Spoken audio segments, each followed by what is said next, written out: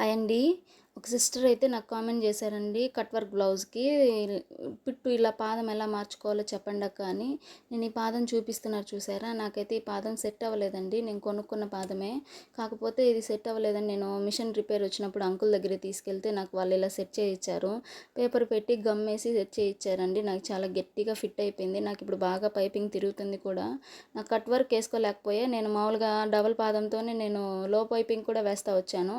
నాకు అలవాటు చేసుకున్నాను. నాది ఓల్డ్ మిషను. అందుకనేసి నేను తిరగలేదు కదా, లూజ్ వచ్చేస్తుందనేసి నేను డబుల్ పాదంతోనే చేసేదాన్ని. చూసారు ఎంత బాగా వచ్చిందో. సింగిల్ పాదంతో రాలేదు నాకు. లెఫ్ట్ సైడ్ కావాలంటే లెఫ్ట్ సైడ్, రైట్ సైడ్ కావాలంటే రైట్ సైడు నేను తీసుకోలేదు.